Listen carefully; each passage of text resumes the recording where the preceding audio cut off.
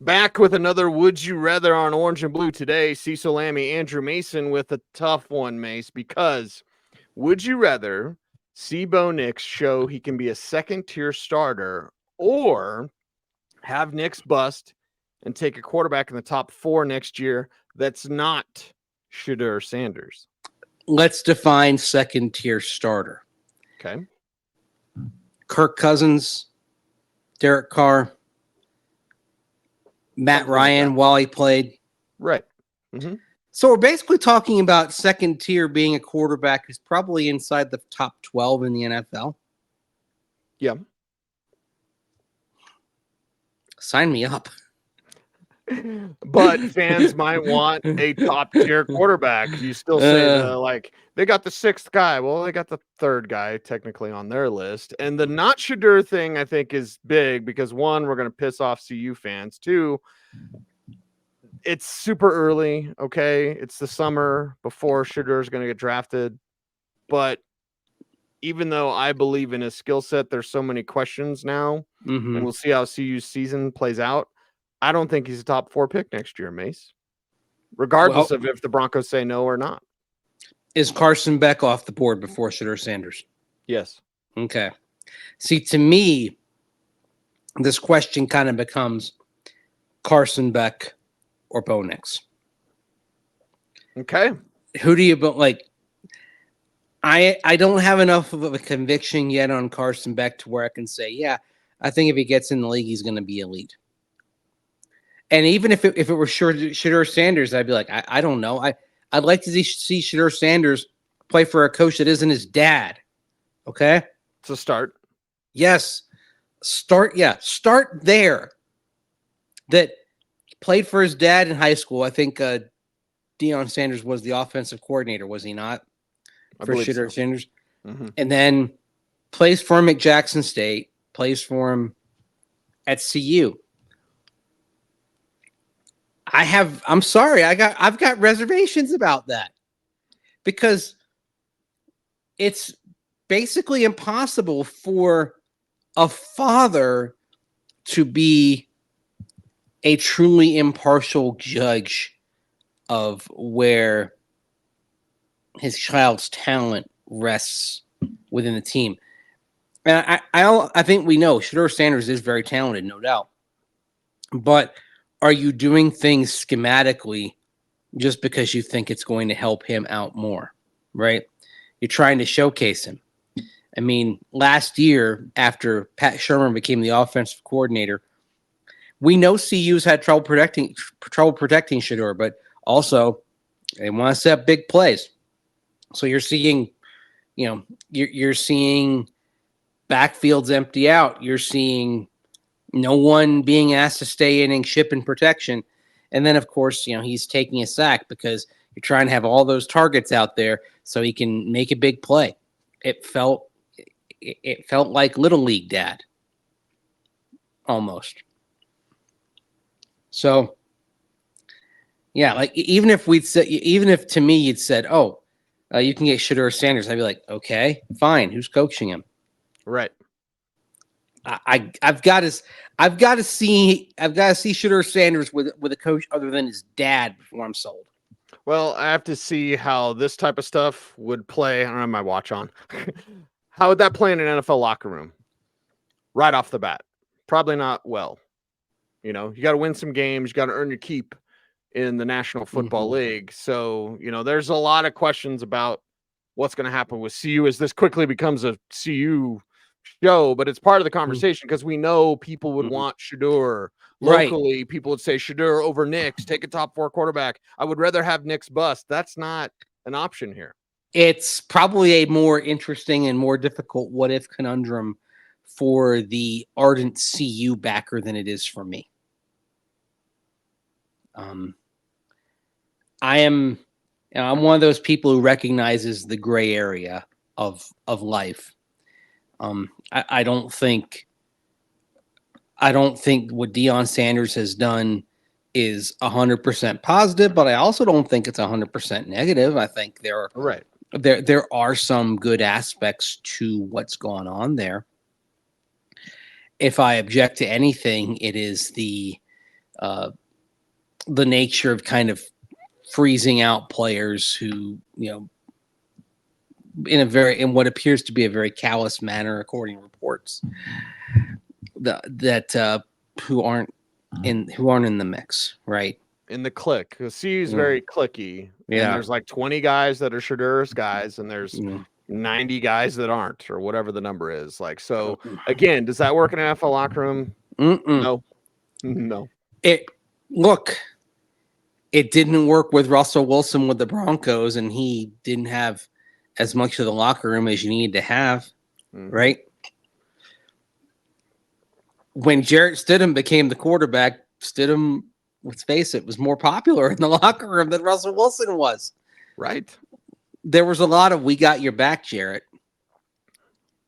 Didn't manifest itself in anything impressive on the field, but sure, at least last year, we saw some good things from Jarrett Stidham during OTAs. So right, and we'll see what happens this year in training camp. But like, would you rather have Nix bust or get Carson back? That's what it, or Nix show that he's a second tier guy. Yeah, or bust immediately. I'm not sure if the staff would make that call. I mean, we'd have to see Nix look terrible, Mace. And through OTAs and what we've seen, and just Bo Nix's game from Oregon, he's not terrible. Maybe he is only a second tier guy. He'll never be more than Matt Ryan. Okay, fine. But he's almost like there, high floor, low ceiling. Yeah. And I would say this is where you have to be reasonable about the situation that surrounds you. Matt Ryan, I think, is a really good example, because there was one year where you had the perfect alignment of scheme, personnel around him, even the teams in the division, because in the NFC South in 2016, the Saints were still kind of rebuilding their roster. That was their third straight year, 7-9. Tampa Bay was Tampa Bay at that point. And Carolina had a very disappointing year after going 15-1 and being in Super Bowl 50 the previous season. The Super Bowl hangover for the team that loses the Super Bowl is very real for a lot of clubs. So Atlanta had the perfect storm of Kyle Shanahan calling plays, real good offensive personnel, a scheme that suited Matt Ryan, and he was MVP, and the offense was an all-timer. So, but that was kind of the outlier. But if you look at the Falcons, in terms of Matt Ryan specifically, it was an outlier in terms of where he was. But if you look at what the Falcons accomplished in the seasons with Matt Ryan, yes, I get that they didn't go all the way, but he's the starter for basically 14 years. Okay. And they go to the playoffs 1, 2, 3, 4, 5, 6. They go to the playoffs 6 times. Okay. They win 3 division titles. And in those 14 years, they have 1, 2, 3, 4. They have 6 losing seasons, but 4 of them were at the end. So you got a decade there where you only had 2 losing seasons and you went to the playoffs 6 times and you went to a Super Bowl. And granted, you're in a division with Patrick Mahomes and the Chiefs, and let's assume that they don't go away. But even with them, you're probably talking about a decade with Bo Nix second tier, where I'd say 5 playoff appearances, okay, 1 division title, 4 as a wild card, and there's one season where you go to there's one season you go all the way to the AFC Championship game, and who knows what happens then? Maybe you win, maybe you lose. In an era in which you may have a Colossus in Kansas City that's an all-time Colossus, that's actually not bad. That's a pretty acceptable outcome to me. That's incredibly acceptable as an outcome, because it means that And for me, Mace, this answer comes down to what's best for the Denver Broncos. And what's best for the Denver Broncos, to me, is having the staff who's done a fine job working together. George Paton, Sean Payton. They're coming together, man. Odd couple, but they're doing it. But have this staff continue with their vision. There's your Sean Payton word. Does it really help the Broncos overall to wash it away? And again, Knicks would have to be terrible. Yeah. To wash them away after a year. And for the staff and the trust that the Walton Penner Group has put on this staff, I would much rather see that trust rewarded with a second-tier quarterback. Yeah. Even though what we're saying in this is the Broncos almost certainly don't win it. They don't win it all. Yeah. And maybe they don't even get to a Super Bowl. What we're basically talking about is Mike Shanahan after John Elway. Okay. There were 10 years for Mike Shanahan going through Brian Greasy, Jake Plummer, Jay Cutler, 1999 through 2008. They only had 2 losing seasons in those 10 years, 99 and 07. They go to the playoffs 4 times. They go to the AFC Championship game at home once. They're competitive. They're still they're relevant, right? They're in the conversation. But that's it. There was a time when that wouldn't have been okay. I would suggest, and we mentioned Patrick Mahomes and the Chiefs, but also looking around the AFC at the quality of quarterbacks who should have decade-plus runs, Josh Allen, Joe Burrow. You have to include C.J. Stroud in this now. You're in the midst of Lamar Jackson's imperial phase. That sort of run where you only have a couple losing seasons with Bo Nix, but maybe you never get over the top. But you're in the playoffs reasonably often. And actually, those Broncos years, if you had an extra wild card like you do now, I think you would have been in probably, want to say at least once more, if not twice more. Sure. So you would have had 5 or 6 playoffs in 10 years rather than just 4. I'd say in that environment, I'd take it, even though it doesn't have the Super Bowl, because do you really want to keep going on like this? But what we're saying is you're going into the unknown. But I'm not sold enough on Carson Beck to where I think a bad season and then he comes in and then he solves the problem. Maybe it's another swing and a miss, right? Right. I mean, it's at best 50%. And what is his tier? What if Carson Beck is a perfectly cromulent second-tier quarterback? Then you're talking about the same outcome that we're suggesting with Bo Nix potentially here. Right. But you've already burned out some faith in this staff. And I guess my mind is stuck on the staff, Mace, because I'm thinking about the next window. You know, like your window with Bo Nix, maybe it's a decade and maybe it's never a Super Bowl, but it's 5 playoff seasons or whatever the number is, right? But then what's the window after that? What if Jim Leonard is groomed to take over the head coaching job after Sean Payton's done? So he gets a little bit of Nix at the end. And then, because I don't think Sean Payton's coaching another 10 years, but like maybe Leonard, you know, and they continue. Who's the next Dan Campbell, right? Who's that guy? And then how do they carry over the traditions that Sean Payton has established? Not only traditions, but philosophy and continuity. Yes. Like, what is one of the issues with the Broncos during this World of Suck era? It's that every 2 or 3 years, you're starting it over again. Like, oh, that didn't work, so we're going to try something else. This door didn't open. The only door they abandoned after 1 year was Nathaniel Hackett. But I think we can agree that door was so damaged. What was behind there was so awful that it's like, right.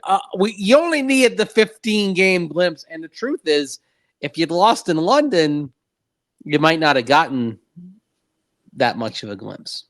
Right. Didn't take much. What was that show, the game show with the doors? Would you rather Let's make a deal. Let's make a deal. That was a glass door. Nathaniel Hackett was a glass door. And the slider didn't work. So, yeah. So you could see it. And then if you tried to open it, the slider wasn't great. So you had to kind of fight it a little bit. Because we could see it. In retrospect, we saw week 1. Yeah. When you look back on it, I mean, oh, gosh. That was rough. It was rough. I mean, you may not agree with everything about Sean Payton, what they're doing, but it's a direction. And, oh, by the way, in a year in which they didn't get anything they wanted from their quarterback, they still won 8 games. Yeah. I will take Bo Nix second tier. But second tier means, again, you're in the top dozen quarterbacks. I like the idea of having one of the top dozen quarterbacks because then you know what you have and you know what pieces you need to add to try to accomplish things rather than just going back to the mystery box again. Right. The idea of Bo Nix being a solid top dozen quarterback is something I think I can really embrace. Here's the other thing where my mind goes, Mace, is everybody has to be better at their job. If you get that quarterback, he's the ultimate deodorant, so you can miss on that offensive tackle, or you can miss on the defensive guy. You can miss on because your quarterback's so damn good. The Chiefs were down last year, and I love Brett Veach, not as much as I love Howie Roseman, but like the Chiefs were down, and they won the Super Bowl because Pat Mahomes is the ultimate deodorant. So when you have that great elite quarterback, and who knows if Beck's going to be that guy, you just have this deodorant that kind of masks your deficiencies. I would rather the pressure be on Sean Payton and George Payton to continue building a quality roster, not just getting, in some ways, lucky with a elite quarterback, which there's what, 4 of them in this league? It's not many.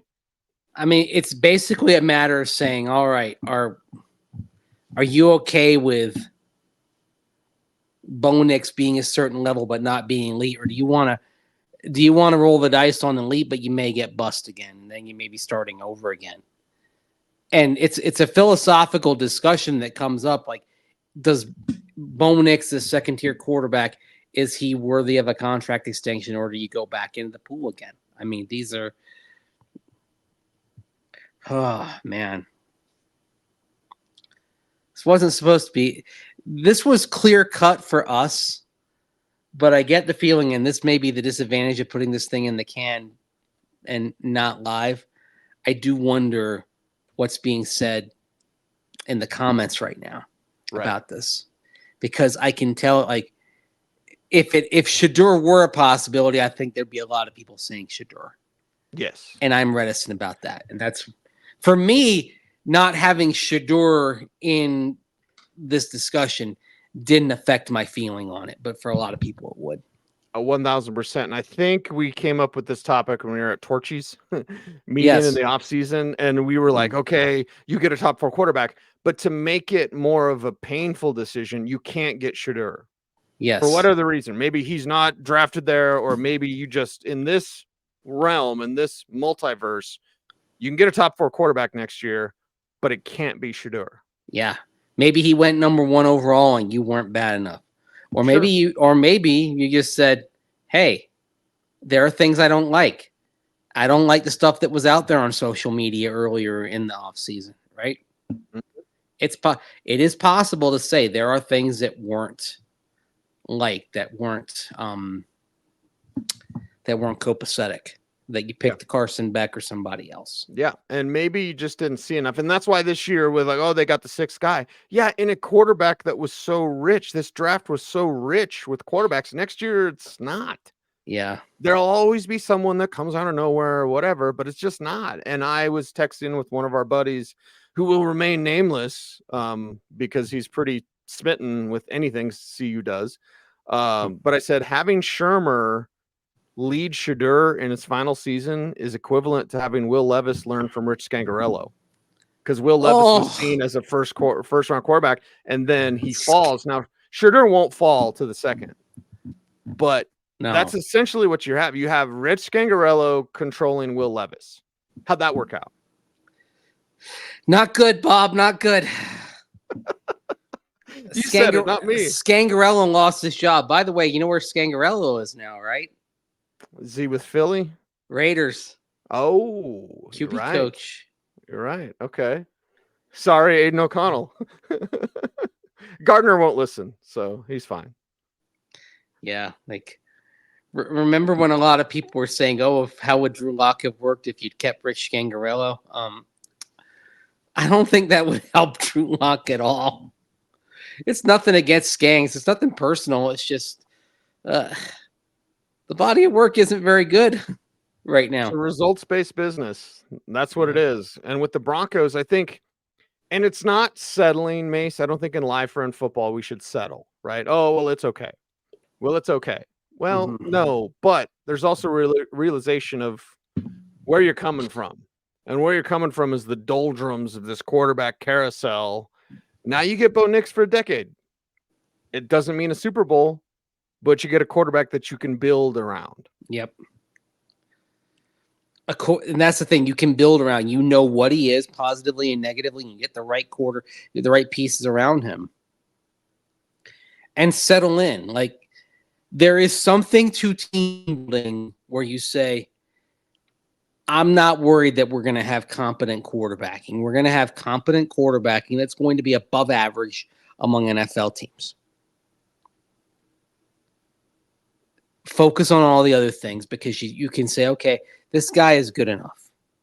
You can have success with a second-tier quarterback. It's just, is it all about the ultimate success? I mean, there's a school of thought that says if you're not winning the Super Bowl, you might as well just lose.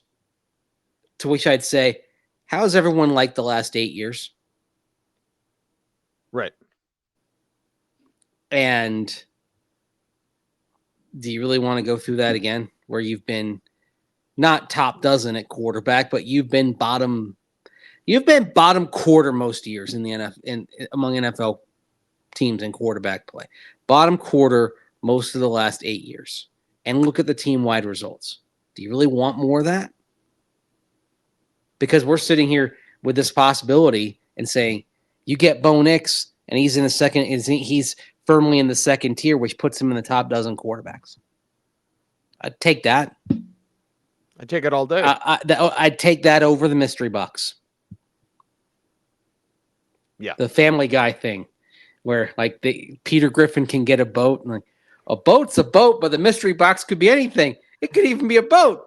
You know how I've always wanted one of those. So he takes the box and they get 2 tickets to a comedy club instead of a boat. That's really good. That's what this is. I mean, we're basically saying you get the boat, but you get it's the boat or the mystery box. And because it's not Shedeur as an option, I think basically, Mace, and people can comment in the comment section below, it just comes down to whether or not you like Bo Nix. Yeah.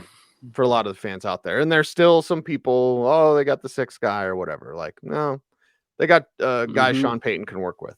Yep. Now it's on to Bo run his offense. Yeah. To run his offense. And now Bo's got to meet those expectations. Yeah. Maybe even exceed those expectations. Is there a chance Bo Nix becomes elite? I'm not forecasting that, Mace, but I'm not saying it can happen. I'm saying it happens maybe like 1 year where everything comes together. Sure. The Matt Ryan, the Matt Ryan theory. Hey, Kirk Cousins had an elite year. Sure. 2019 with Gary Kubiak calling plays. Cousins looked pretty stunning that year, didn't he? Yep. Coaching matters. And I'll say this very respectfully. Was Drew Brees elite before Sean Payton? Were the Chargers talking about that? No, the Chargers drafted a first-round quarterback to replace him. Yeah. Well, they drafted a first-round quarterback based on what Brees had shown in years 1 through 3. And then in years 4 and 5, Drew Brees looked very good for the Chargers. And they went 12-4 one year. They went 9-7 the next year, to where Phillip Rivers sat a lot longer than anybody expected when he came into the NFL. The Chargers drafted him. You thought maybe he sits 1 year. Well, he sat 2 full years effectively before becoming the starter. That's how good Drew Brees was. But ultimately, they decided we're going to go with Rivers. Now, Brees gets to New Orleans, and he has harmonic conversions with Sean Payton, Would that have happened in San Diego? I don't know if it would have been the same. I don't know if the Chargers would have been any better with Drew Brees than with Phillip Rivers. That's a good question. Does that 2016 season turn out differently? Well, unfortunately, you still had the problem of Marlon McCree fumbling the interception after Tom Brady threw it in the divisional round, which is what basically cost them that game and cost Marty Schottenheimer what might have been his best chance at the Super Bowl. Right. What would Phillip Rivers look like with Sean Payton? That's a whole other show. Wow. If he doesn't get Drew Brees because Brees doesn't mess up his shoulder and the Chargers say, well, Brees is still looking great. Let's trade Phillip Rivers to Sean Payton. Maybe they trade the number 2 overall pick in the 2006 NFL draft, the one they used on Reggie Bush, for Phillip Rivers. Yep. You know how Phillip Rivers would have looked with Sean Payton? Hall of Famer. I mean, 5,000 every year. God. 80% passing. Don't let Phillip Rivers' unorthodox motion distract you from the fact that he could have done all those rhythm and timing concepts very effectively. Yeah. So we went from would you rather into what if mode, but it's the off season. It's what we do, Mace. Yes. But it's fun. It's fun to think about these things, and hopefully Pat Shurmur doesn't ruin Shedeur Sanders. But there's enough questions there, and in this exercise, because everyone would have picked Shedeur, we just want to see something a little different. Yeah. Well, hopefully Shedeur doesn't take the practicing incompletions thing too much to heart. Right. Well, we take one thing to heart. It's you helping us out on YouTube. So how can they do that, Mace? Like, comment, share, subscribe, hit that notification bell so that you never miss a vid. That's right. He's Andrew Mason. Follow him on all the socials at Mace Denver. I'm at Cecil Lammey saying OBT's BFD. Thanks for watching. Stay tuned and stay frosty.